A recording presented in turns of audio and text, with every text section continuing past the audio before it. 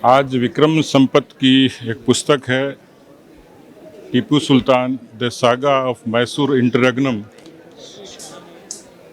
मेरे ख्याल से इतिहास एक ऐसी चीज़ है जो सब्जेक्टिव और ऑब्जेक्टिव दोनों किस्म की है।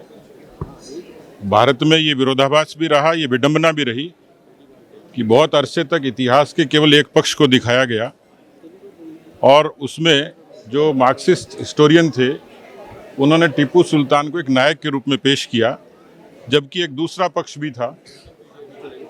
दूसरा पक्ष था टीपू सुल्तान की धर्मांधता का। शहरों के नामकरण बदलने से लेकर और जिस तरीके से फ्रांसीसियों से समझौता और खलीफाओं तक पत्राचार जो किया, साफ तौर पर नज़र आता है कि उसका जो टीपू सुल्तान के जीवन का, व्यक्तित्व का जो दूसरा पक्ष था, वो सीधे तौर पर एक धार्मिक कट्टरता से और धर्मांधता से जुड़ा था। इसका वर्णन उसकी तलवार पे लिखा भी गया है। मुझे लगता है कि एक इतिहासकार का एक धर्म होता है, फर्ज होता है कि इतिहास के सभी तथ्यों को ठीक तरीके से रखे। विक्रम संपत ने, मुझे लगता है, क्योंकि मैंने पुस्तक का कलेवर पढ़ा है, विक्रम संपत ने मुझे लगता है बारीकी से इतिहास के तमाम उन पहलुओं को छुआ है जो एक समाज को, एक देश को जानना जरूरी होता है। इसलिए अभी क्योंकि कार्यक्रम होगा उसमें सारी चर्चा होगी, विक्रम भी अपनी बात रखेंगे, लेकिन मैं एक अतिथि के तौर पर आया हूं। जो मैं पुस्तक के बारे में, उसकी मंशा के बारे में जो जान पाया, वो मैंने आप सब लोगों के समक्ष रखा है। हाँ, निश्चित रूप से आज दुनिया के जितने देश हैं उसमें अपने देश की भावना, अपनी माटी, अपनी संस्कृति, अपना इतिहास, अपनी विरासत, इसकी चर्चा होती है और नई पीढ़ी को ये जानना जरूरी है, क्योंकि नई पीढ़ी ने उस इतिहास को उस तरीके से नहीं देखा। ये जो कैरियर के ज़माने में इतिहास पीछे छूट जाता है, संस्कृति पीछे छूट जाती है, तो भारत का जो गौरव है वो पाठ्य पुस्तकों में महाराणा प्रताप से लेकर वीर शिवाजी की वीरता से लेकर सरदार भगत सिंह के बलिदान तक, मुझे लगता है कि इस आर्टिफिशियल इंटेलिजेंस के युग में नई पीढ़ी को वो पढ़ाया जाना जरूरी है। देखिए, विडंबना है कि इस देश में बहुत सारे रिफॉर्म हुए जो ज़रूरी थे, राम मंदिर से लेकर 370 तक, ट्रिपल तलाक तक। भारत आज उस फेज में है कि उन्होंने बहुत सारे ऐसी पुरानी परंपराओं को, रीति रिवाज को, और जो सीधे तौर पर संविधान की जो मूल भावना है उसको एक तरीके से थोड़ी तकलीफ होती थी जनमानस को। रोज़मर्रा के चुनाव हिंदुस्तान के आदमी को, आर्थिक तरक्की को, हिंदुस्तान की पैरामिलिट्री को, सबको एक तरीके से बंदिश में रखे हुए थे। मुझे लगता है कि एक साथ चुनाव होंगे और ये केवल जनमानस की आवाज़ है। 67 से पहले ऐसा होता आया है। इंदिरा गांधी के कांग्रेस के ज़माने में इसमें बदलाव हुआ था और स्वाभाविक तौर पर मुझे लगता है कि जनमानस की बड़ी मांग थी। लोकसभा में बिल आया है, उस पर चर्चा होगी, जेपीसी को जाएगा, एक बड़ा कदम है। हाँ, देखिए, मीठा मीठा गप गप और खारा खारा थू थू, कांग्रेस की फितरत यही है। इतने सालों तक भ्रष्टाचार की, महंगाई की, अराजकता की जनक कांग्रेस पार्टी रही। ये दर्द इसलिए है कि वो सत्ता से दूर विमुख नहीं हो सकते।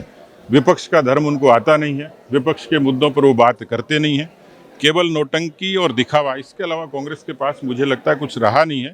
भारत की जनता ने, राजस्थान की जनता ने उनको नकार दिया और ये बौखलाहट इसी तरीके के बयानों से प्रकट होती है। किताब को लिखने में मैंने ऑलमोस्ट 4 साल संशोधन किए। बहुत सारे अभिलेखागार जो हैं, आर्काइव्स भारत में और भारत के बाहर, लंदन और पेरिस में, जहाँ इनके बारे में काफ़ी दस्तावेज अभी भी छुपे पड़े हैं जिनको लोगों ने आज तक पढ़ा नहीं है, उन सबको टटोल के ये किताब लिखी गई है। तो उसमें एक बैलेंस्ड पिक्चर टीपू सुल्तान का, ना तो उनका महिमा मंडन, ना उनको डेमोनाइज करके दिखाया गया है। उनकी काल, जो राजकाल में 17 साल उन्होंने राज किया, उस दौरान काफ़ी कम्युनिटीज़ के प्रति उन्होंने बर्बरता दिखाई।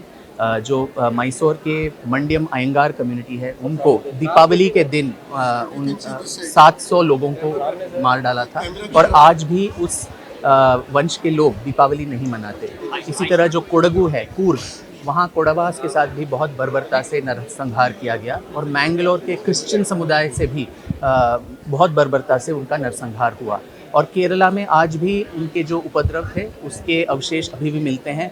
बहुत सारे मंदिर तोड़े गए, गिरजाघर, जो मैंगलोर में बहुत सारे गिरजाघर तोड़े गए। इसीलिए जब कर्नाटक सरकार 10 साल पहले टिप्पू जयंती प्रारंभ किया था, तब बहुत सारे समुदायों ने भी आंदोलन किया कि हमें इनके बारे में इनका महिमा मंडन नहीं करना चाहिए। पर किस तरीके के हाँ, तो ये सारे जो तथ्य हैं अनेक समुदायों के प्रति जो इन्होंने बर्बरता दिखाई या नरसंहार किए, ये तथ्य उनके समकालीन दस्तावेज हैं और बाद में जो लोग आए वो ओरल हिस्ट्री जो कहते हैं उसमें भी ये अंकित हैं। तो इन सबको मैंने इस किताब में उद्धृत किया है। इसमें दो राय नहीं है कि टीपू सुल्तान एक बहुत महान योद्धा थे, बहुत ही पराक्रमी और शूरवीर भी थे और अंग्रेज़ों के प्रति उनके मन में बहुत ही ज़्यादा द्वेष था, पर उनको एक स्वतंत्रता सेनानी के नाम से जाना थोड़ा मुझे परहेज़ है इससे, क्योंकि अंग्रेज़ों के साथ लड़ाई करने के लिए वो फ्रेंच की सहायता ले रहे थे। तो भारत शायद एक फ्रेंच कॉलोनी बन जाता अगर टीपू सुल्तान जीत जाते।